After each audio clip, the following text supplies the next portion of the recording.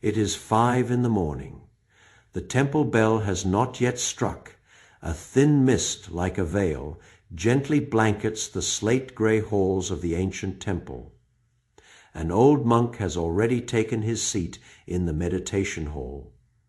Before him rests a cup of clear tea. The steam rises softly, tracing invisible paths in the early morning light. He does not chant. He does not meditate in any formal way.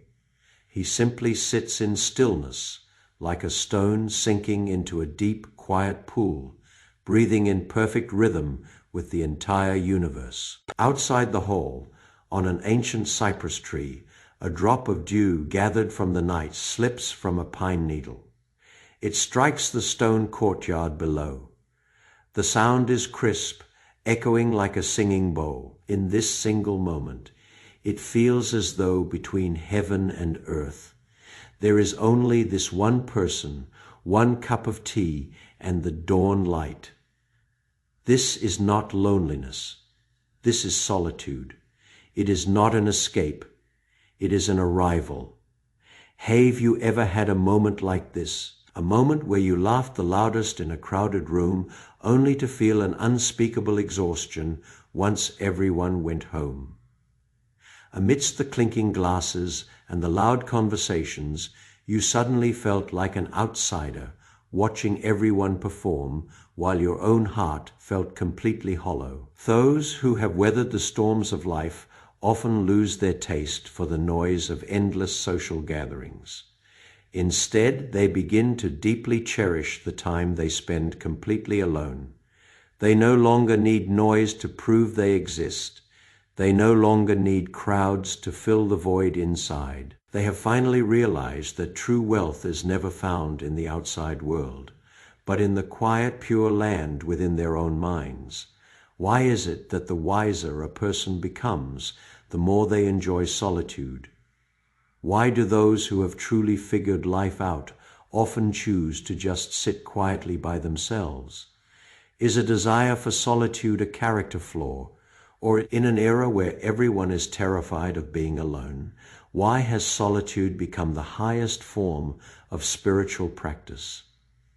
If you are curious about these questions, if you are longing to find a piece of your own tranquility amidst the noise, then please walk with me on this journey of the soul. Using the wisdom of 1,000-year-old Buddhist teachings, I will help you rediscover the profound meaning behind the word solitude.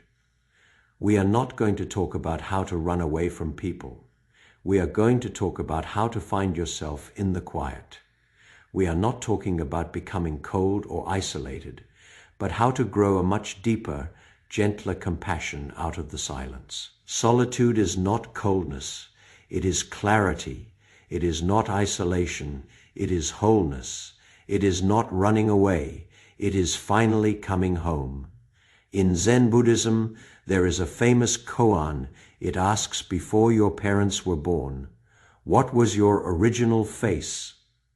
This question is like a sharp sword slicing through all the labels. Before you became someone's child, someone's parent, an employee at a company, or a resident of a city, who were you exactly?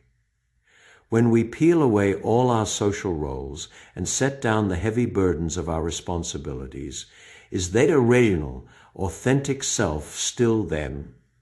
Modern people live lives that are entirely so full we can barely breathe. From the very first second we wake up, our phones push notifications at us. On the commute, our headphones pump podcasts and music into our ears. At work, meetings run back to back. After work, dinners, parties, and social obligations fill up the calendar. Even right before we sleep, we scroll through short videos until our eyes burn. We are terrified of quiet. We are terrified of the blank spaces. We are terrified of the sudden rushing sense of emptiness that hits us when we have to face 4 empty walls by ourselves. But have you ever considered that the emptiness you fear is actually there because you haven't truly faced yourself in a very long time? In Buddhist teachings, the original face refers to that pure state of being before we get tangled in karma, before we are clouded by the dust of the world. It is an unblemished mirror, reflecting everything without holding on to a single trace. But when we wander through crowds for too long, when we get used to defining ourselves by how others see us, that mirror gets covered in thick layers of dust. We slowly forget who we are. We only remember who other people expect us to be. Solitude is the act of wiping that mirror clean. Every time you choose to sit quietly alone, every time you turn off your phone and let yourself be completely silent, you are doing something incredibly important. You are going home. Returning to the inner sanctuary you forgot long ago, returning to the true nature that has never actually left you. An ancient saying warns that entering a crowd means losing oneself. Spend too much time with others and you will unconsciously betray your own heart. This reveals a harsh truth. Humans are social animals, but we are also the species most likely to lose ourselves in a group. When you are in a crowd, your instinct is to observe how others react, adjust your words and actions, and cater to the atmosphere of the room. This isn't hypocrisy, it is a survival instinct. But over time, we become performers. We perform happiness. We perform fitting in. We perform success. We perform whatever. Eventually, you can no longer tell which version of you is real. Is it the one laughing and chatting effortlessly at the dinner table, or the one sitting alone in the dark feeling empty? Is it the glamorous person on social media, or the one tossing and turning in the middle of the night? Buddhism calls this state being ruled by the senses. Our surface mind is dragged around by the sights, sounds, smells, and touches of the outside world, running wild like a horse without a bridle, completely forgetting the way home. Meanwhile, the true spirit, that deeper, tranquil self, is buried at the very bottom, unable to make a sound. Every moment of solitude is a journey back. When you finally pull yourself away from the crowd, turn off all the noise, and sit alone by the window, watching the daylight slowly fade, something very deep begins to wake up. Maybe it is a forgotten childhood memory. Maybe it is a genuine desire hidden deep in your heart. Or maybe it is just pure, contentless peace. Buddhism calls this peace our Buddha nature. It doesn't come from the outside. It is complete and present within every single person, just like the sky is always there, only temporarily hidden by clouds, just like the ocean is naturally calm, only temporarily stirred up by the wind. Solitude allows the clouds to part. It allows that original peace to reveal itself once more. In solitude, you don't need to explain anything. You don't need to prove anything. You don't need to play a role. You are allowed to be sad. You are allowed to be fragile. You can think about absolutely nothing, or you can think about the heavy questions you usually avoid. This is your most private space. It is the harbor where your soul can finally catch its breath. People say solitude is the best spiritual practice, and they are right, because only in solitude can you truly hear your own inner voice. That voice is usually drowned out by the roar of the world, suppressed by the expectations of others, and twisted by the standards of society. But in the silence, it slowly floats to the surface, gentle and firm. It tells you that you are already whole. You do not need to become someone else. You only need to be yourself. This is the way home. Loneliness and solitude might look similar from the outside, but they are worlds apart. Loneliness is a state of poverty. Loneliness is looking outward for something. Solitude is resting inward. Loneliness says, I need someone to fill me up. Solitude says, I am already complete. I need nothing from the outside. What is the true essence of loneliness? It is the desperate desire for connection without the ability to connect.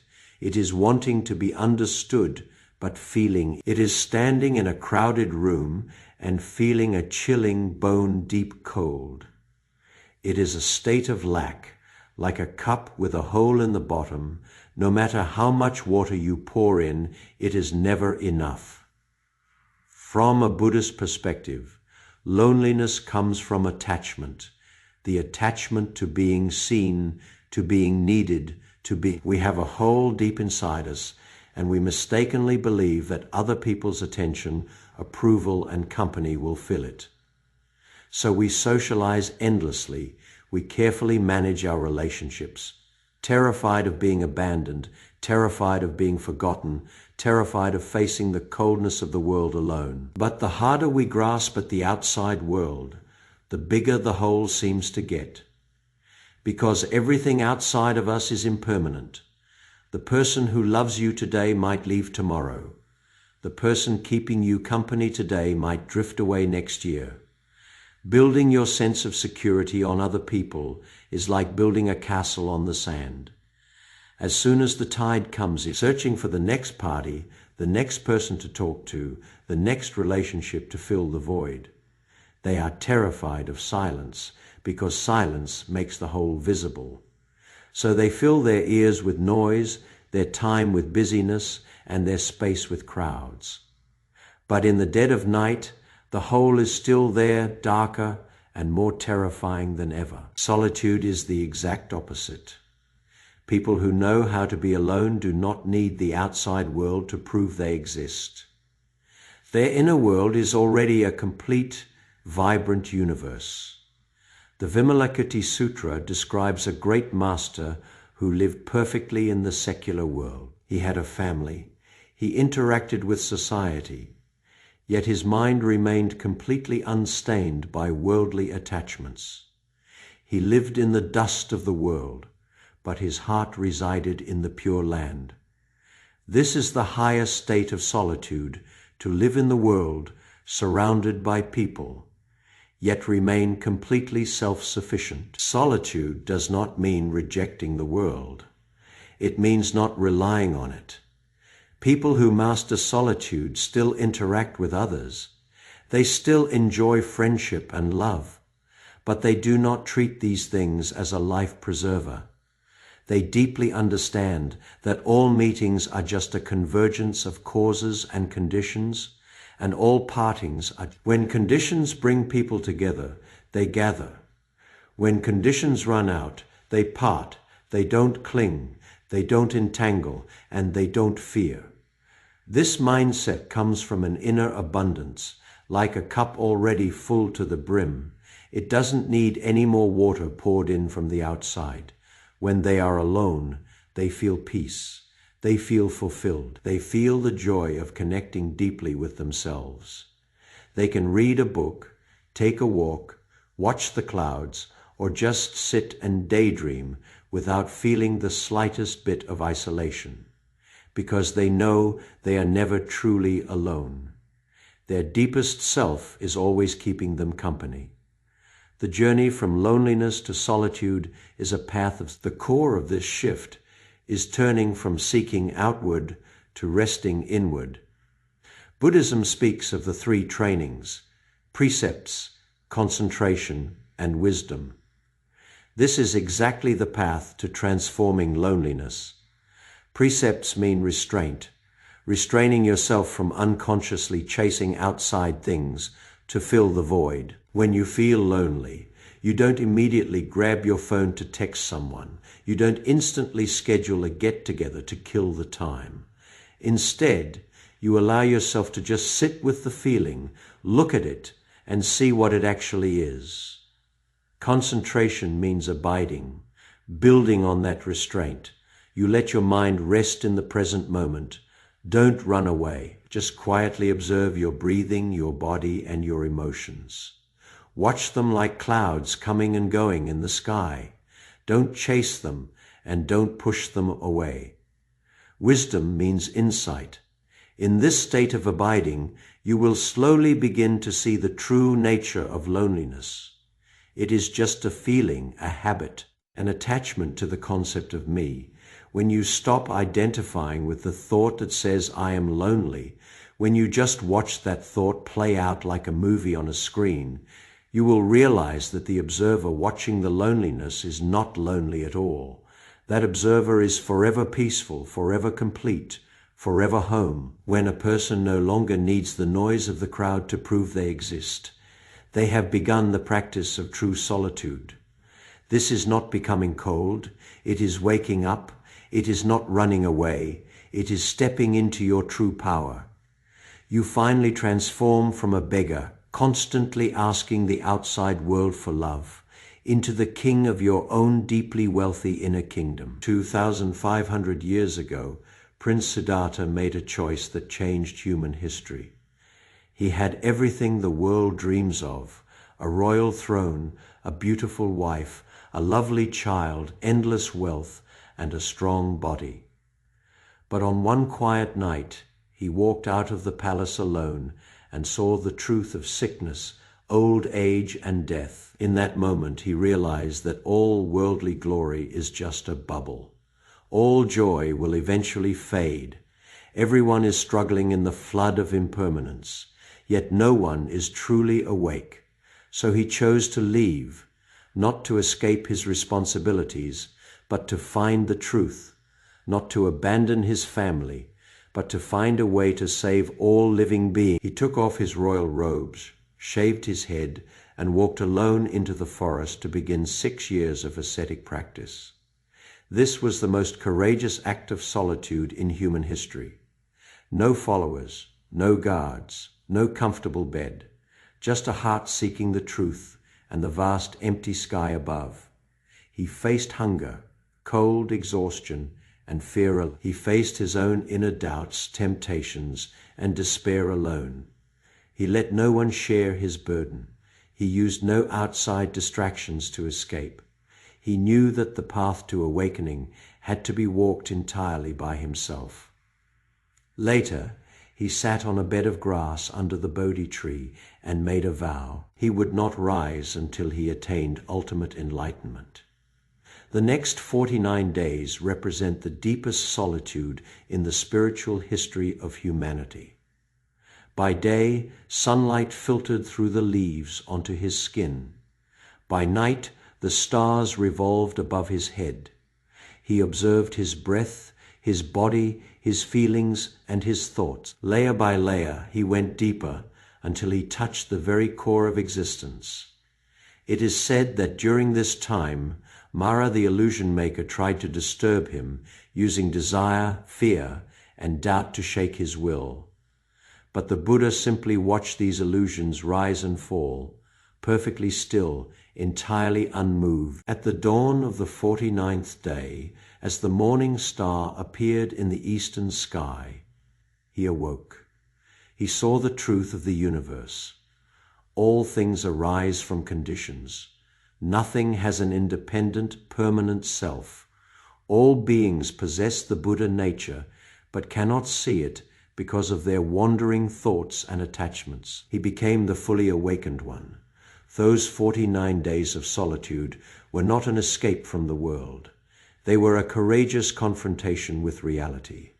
In absolute silence, he pierced through the fog of illusions and saw the essence of all things. Without that solitude, there would be no Buddhism, and countless beings would never have found peace. Since the Buddha, the tradition of solitude has been passed down through generations of Eastern wisdom. Bodhidharma, the first patriarch of Zen, sat facing a cave wall at the Shaolin Temple for 9 years. For 9 years, he spoke no words and showed no emotion. He just sat to the outside world. This looked like terrible isolation, but in truth, it was the most profound spiritual practice. In that deep communion with himself, the mirror was wiped clean, revealing the original face.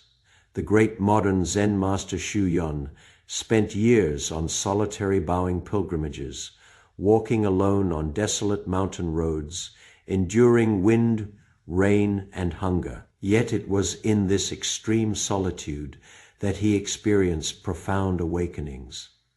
The Tang dynasty monk Han Shan lived as a hermit in the mountains for decades. He didn't mingle with the world. He just sat by the streams, watching the clouds rise and listening to the wind in the pines. He left behind hundreds of poems full of Zen wisdom that still shine brilliantly today. He wrote, "The clear mind is like the autumn moon, perfectly bright upon the deep green pool." This is the perfect description of practicing solitude. Looking through history, all great awakenings happen in the quiet. No one suddenly achieves enlightenment while shouting over the noise of a crowded room, because awakening requires deep introspection. It requires a focus sharp enough to cut through surface appearances. It requires the courage to speak with the deepest parts of your own soul. And all of this can only happen when you are alone. Solitude is the soil of awakening. Just as a seed needs soil, sunlight, and water to sprout, an awakened mind needs the environment of solitude to grow. In a crowd, our minds are scattered, pulled in 100 directions by information, emotions, and desires. We can't truly settle down. Only in solitude can the mind be gathered, settled, and made clear. So you thirst for a spiritual awakening. If you want to live a life that is more clear and free, please create space for solitude in your life. You don't need to sit under a tree for 49 days or face a wall for 9 years, even if it is just 15 minutes a day. Quietly, that is planting the seed for your own awakening. In Buddhism, there are different stages of spiritual realization. As a practitioner moves higher through these stages, they gravitate more and more towards silence. They begin to deeply enjoy solitude because as their practice deepens, they clearly feel that the noise of the world drains their energy while solitude nourishes it. People with a high level of spiritual awareness are like someone standing at the top of a mountain. Down in the valley, the crowds are boiling over, noisy and chaotic. Up on the mountain, the wind is clear, the moon is bright, and it is completely silent. The people in the valley think the person on the mountain is lonely and pitiful, but the person on the mountain is looking down at the world with a heart full of deep compassion and crystal clear understanding.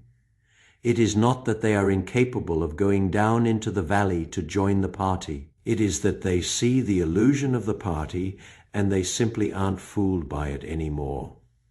This high level of awareness comes from expanding your inner space. Think of it like a cup.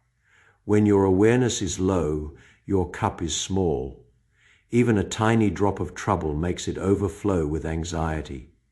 But as your awareness grows, you become a deep well, or no matter how massive the storm is on the surface, the depths remain perfectly still and accommodating.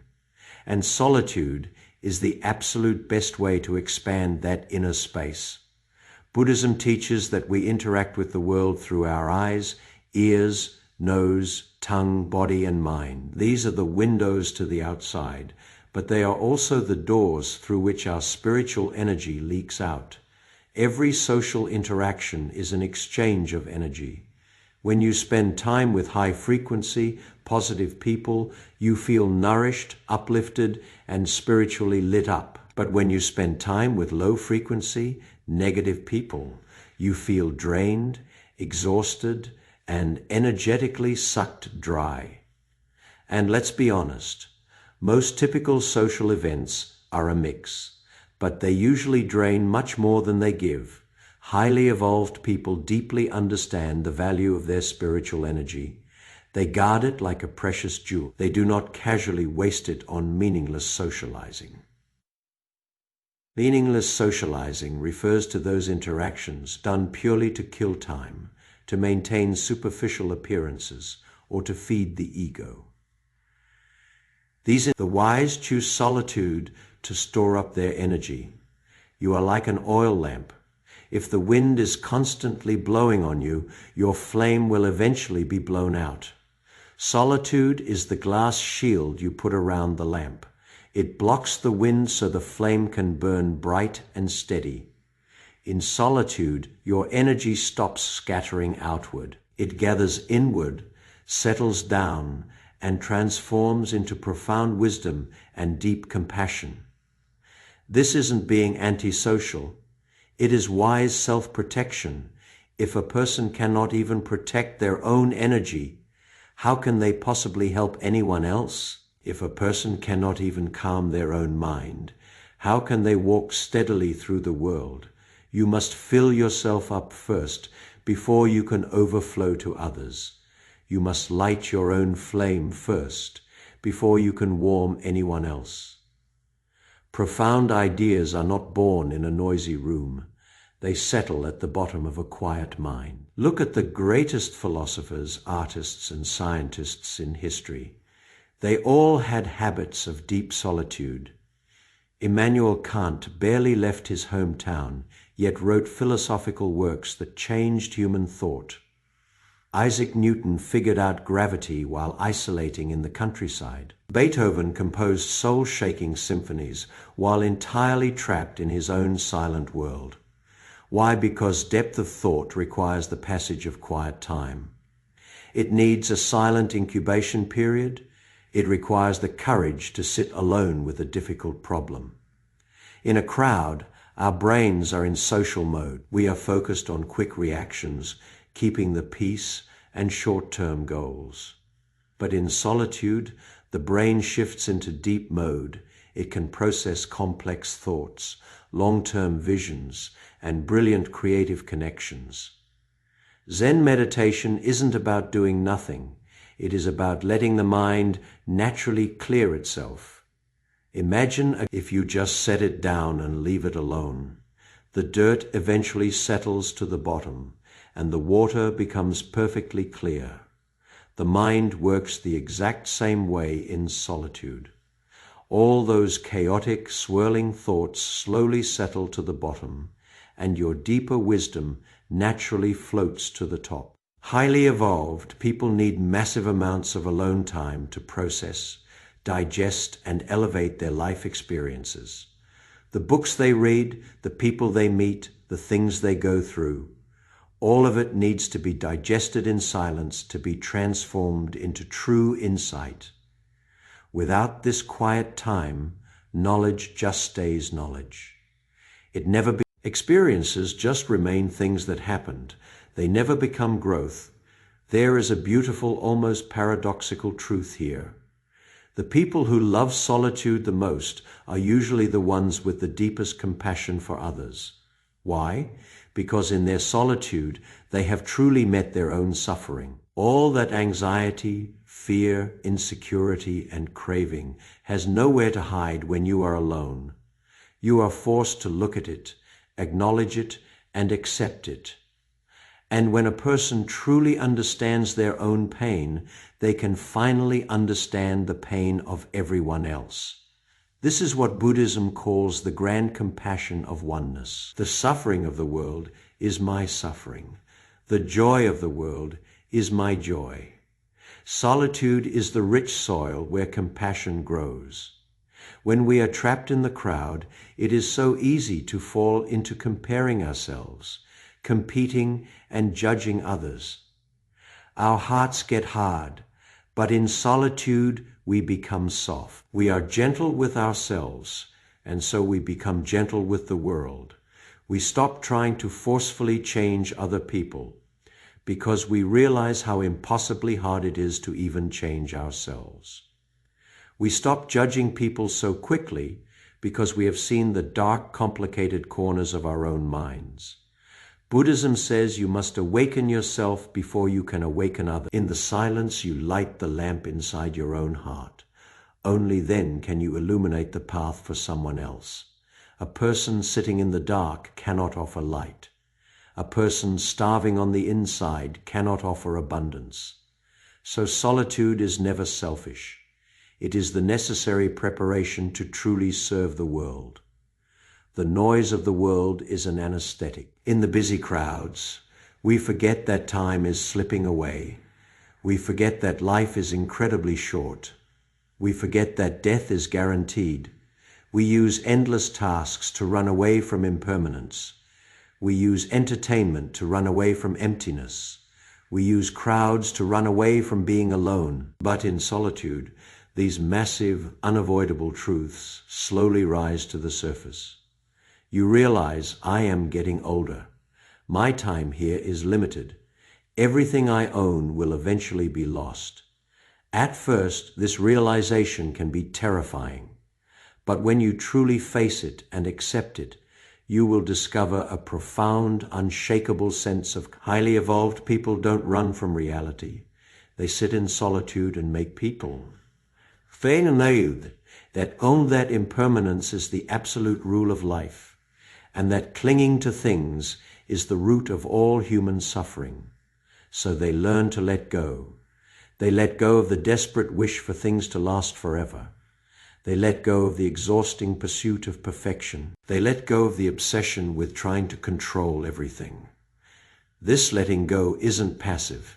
It is incredibly active. It isn't pessimistic. It is crystal clear. When a person truly accepts that everything changes, they live with a much deeper grace. They stop getting angry over trivial things because they know it will all pass. They stop stressing over winning and losing because they know it is all just a temporary ride. This kind of deep, unbothered grace can only be forged in solitude. It only grows in the quiet. Solitude doesn't mean just staring blankly at a wall. It isn't doing nothing. It is the most precious opportunity for spiritual practice. Let me share 5 practices that will turn your alone time into something deeply meaningful. The first practice is watching the mind. What does this mean? It means observing your thoughts without judging them. Buddhism teaches a method of stopping and seeing. Stopping means pulling your energy back from the outside world and letting the mind rest. Seeing means looking in when you are alone. Find a quiet place to sit. Close your eyes. Bring your attention to your breathing. Very quickly, you will notice thoughts crashing over you like a waterfall. Memories of the past, anxieties about the future, to-do lists, judgments of yourself and others. Don't fight them, but don't follow them either. Just watch them. Treat them like they appear, and then they disappear. They rise and they fall away. You will soon discover a miraculous truth. You are not your thoughts. You are the one watching your thoughts. That silent observer is your true self. The sutras say to recognize an illusion is to instantly free yourself from it. And to free yourself from illusion is to become awakened when you realize that your racing thoughts are just temporary illusion. You are no longer trapped by them. This is the power of watching the mind. You finally meet the real you in the silence. The second practice is clearing out attachments. Solitude gives us a chance to deeply examine, is it the desperate need for approval? Is it the chase for material luxury? Is it the fear of losing a relationship? Is it maintaining a perfect image? In Buddhism, letting go doesn't mean becoming an emotionless robot. It means no longer being tied up and imprisoned by your cravings. Attachment is like holding a handful of sand. The tighter you squeeze your fist, the faster the sand slips through your fingers. But if you open your hand, the whole beach belongs to you. Here is a practical way to do this. When you are alone, take a piece of paper, write down the attachments that are causing you pain. Then ask yourself 3 questions. Is this attachment actually true? Do I genuinely need this, or have I just convinced myself I need it? If I completely lost this thing right now, what would happen? Most of the time, you will find that your attachments are just old habits. Your fears are just your imagination running wild. Every time you mentally, it is like cleaning out your garage. Once you throw out the junk you no longer need, the space naturally feels bright, wide, and open. The mind is exactly the same. Solitude is your designated time to sweep the house of your mind. The third practice is syncing your frequency with nature. Being alone in nature is the most ancient form of meditation. Find a park, a quiet stream, a forest, or even just a single tree in your neighborhood. Sit down. Don't look at your phone. Don't plan your day. Just feel the temperature of the breeze on your skin. Listen to the water flowing. Watch the clouds change shape. Smell the earth and the grass. Buddha, you, the mountains, the water, and the wind are ultimately one connected entity. Your physical body is made of the same earth, water, fire, and wind as the natural world. There is no real separation. When you sit quietly in nature, it becomes incredibly easy to experience the state of no self. The hard boundary of me starts. You realize you are a vital piece of the natural world, a single drop of water in the massive cosmic river. This feeling cannot be captured in words. It can only be felt in the silence. When you sync your energy with nature, you feel a profound grounding peace. You feel a deep safety, like a child returning to its mother. This is the ultimate healing and the deepest kind of practice. The fourth practice is reading and contemplating. Solitude is the perfect time to have a conversation with the ancient sages. Pick up a classic text of wisdom. It could be Buddhist sutras, Zen sayings, the words of Lao Tzu, or any book that touches your soul. Don't rush. Don't try to read 50 pages a day. Just read one paragraph, or even just one single sentence. When you read it, put the book down. Let that one sentence marinate in the silence of your mind. This process of deep contemplation is how knowledge transforms into wisdom. Knowledge belongs to other people. Wisdom sinks into your bones. When you read during your alone time, you aren't trying to hoard information. You are trying to trigger an awakening when your mind connects across thousands of years with a wise master. When you suddenly see your own reflection in a sentence written centuries ago, that quiet joy is 1,000,000 times better than the loudest party in the world. The fifth practice is gratitude and the dedication of merit. The highest level of solitude is not just thinking about yourself.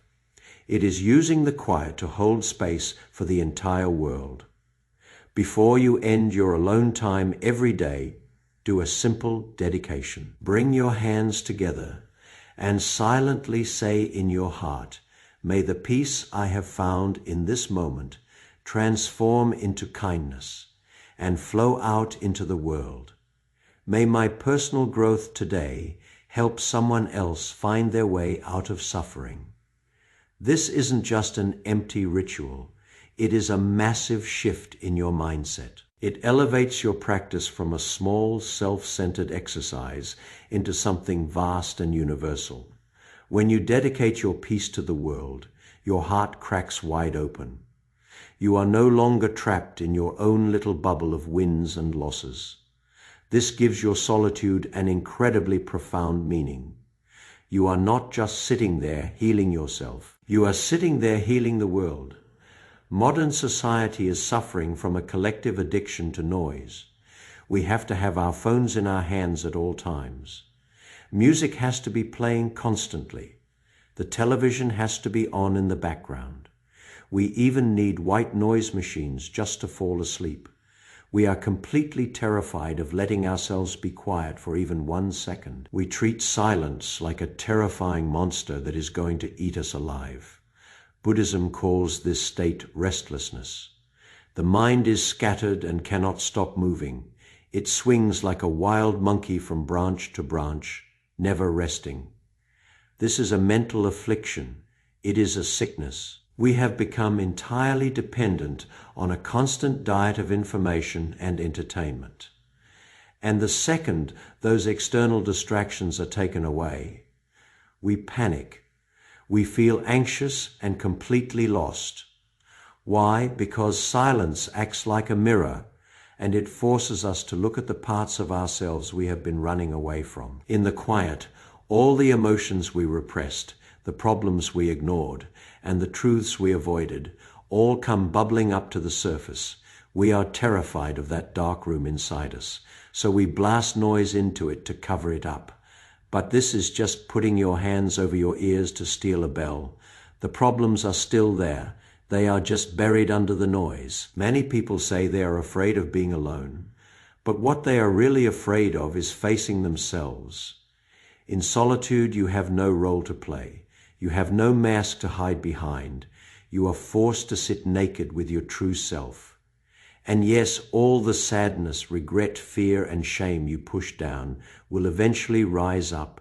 It is painful, but it is also the exact place where real healing begins. Buddhism talks about karma.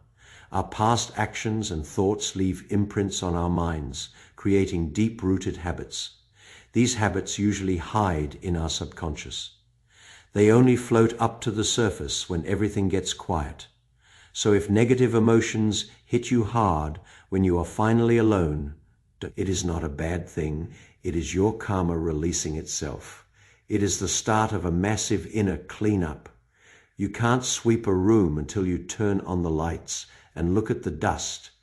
You can't cure a sickness until you admit you are sick. You can only heal what you refuse to run away from. The people who have the bravery to sit in silence and face themselves might look like they are suffering, but they are actually detoxing. They might look like they are withdrawing, but they are actually taking a massive leap forward.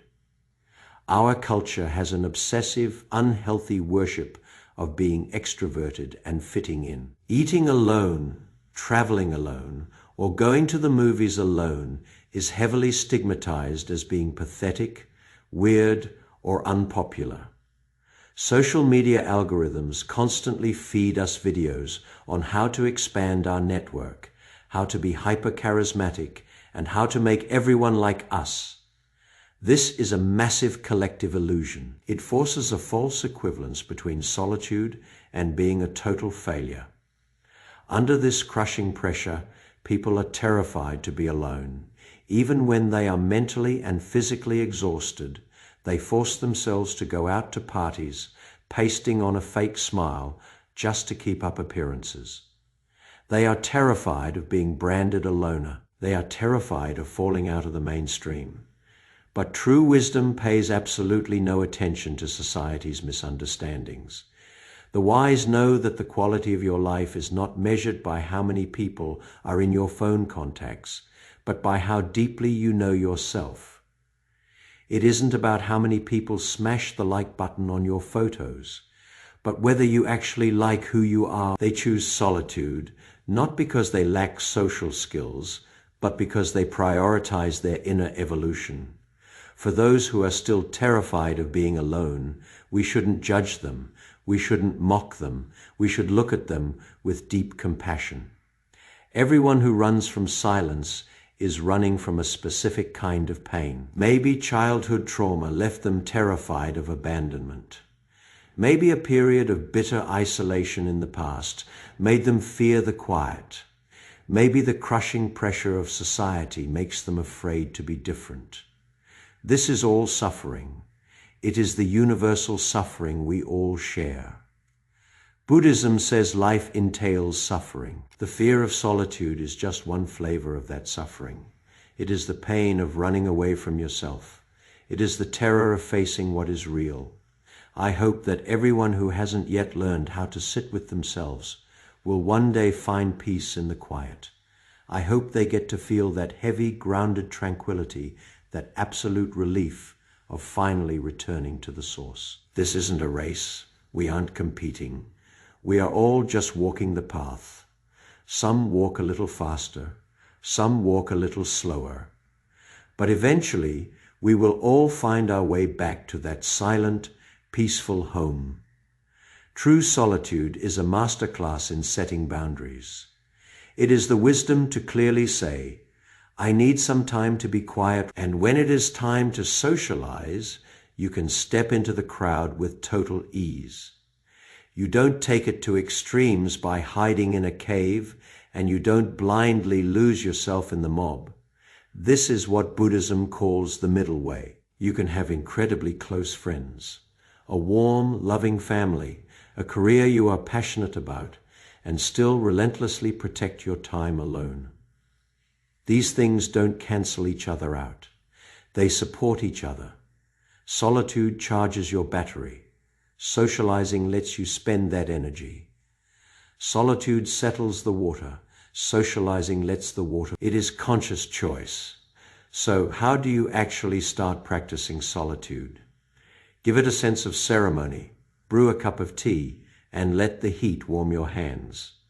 Light a stick of incense and let the scent shift the energy of the room. Turn your phone completely off. Tell the world, for this moment, I am unavailable. Find a comfortable way. Take 3 deep breaths. This little ritual is a signal to your nervous system and your soul. It says, okay, we are home now. Even if you only do this for 15 minutes, it is an incredibly precious pocket of solitude. When you sit alone, the dark clouds will come. Anxiety, sadness, anger, fear. The absolute core of Buddhist practice is simply allowing the emotion to rise. Look at it, but refuse to drown in it. When a wave of sadness hits, don't force it down and don't obsess over a story to make it worse. Just gently say to it in your mind, I see you. You are allowed to be here. Then shift your focus down into your physical body. Does your chest feel tight? Are your eyes burning? Is your breathing getting shallow? Just sitting there, being completely present with your own physical discomfort, is the most profound act of self-compassion. You don't need to instantly cheer yourself up. You just need to keep yourself company. The exact same way you would sit quietly next to a heartbroken friend. That silent presence is the medicine. Remember, emotions are just the weather. They roll in and they roll out. You are the sky. The sky is always there. The sky cannot be damaged by a thunderstorm, and you cannot be destroyed by an emotion. As long as you remember that you are not the storm, as long as you can just watch it blow through, you are entirely free. Solitude isn't just about what happens in your head. It is a crucial opportunity to drop back into your body. We spend so much of our lives living completely up in our skulls. We completely abandon our physical form. But your body is your soul's closest temple in this lifetime. It is the most direct bridge to the present moment. When you are alone, try to actually feel things. Feel the rise and fall of your stomach as you breathe. Feel the solid ground, feel the rhythm of your heartbeat, feel the subtle thrum of blood moving through your veins. Buddhism calls this mindfulness. It is the act of gently bringing your scattered attention all the way back to the present moment, back into the meat and bones of your body. When you do this, you will realize you have never felt more intensely alive. You aren't stuck replaying the past. You aren't paralyzed trying to predict the future. You are just right here, right now, inside this single breath. Inside this exact second, this intense physical awareness pulls you out of the chaotic spin of your thoughts. It grounds your anxious energy. It is the heaviest anchor you have, keeping you safe and steady in the deep ocean of solitude. There is a famous Zen teaching called the empty cup. If a teacup is already full to the brim, you cannot pour any fresh tea into it. If a person is entirely full of themselves, their ego and their own opinions, they have absolutely no room to truly hold. Solitude is the act of emptying your cup. In the quiet, we pour out our daily frustrations. We pour out our stubborn egos. We pour out our prejudices. We pour out all the things we think we know and all the things we think we should be doing. Slowly, the mind becomes as vast as the open sky, as clear as a As accommodating as the deep ocean, you have to be empty before you have the space to truly listen. To hear someone speak without immediately trying to interrupt them, to listen to someone's pain without instantly trying to fix them with unsolicited advice, to hear the sounds of the world without instantly judging them. You have to be empty before you have the space to truly keep someone company, to sit with someone without bringing your own expectations and your own anxieties into the room, to offer them a pure, grounded, and intensely warm presence. This is the ultimate purpose of solitude. We do not practice being alone so we can escape the world.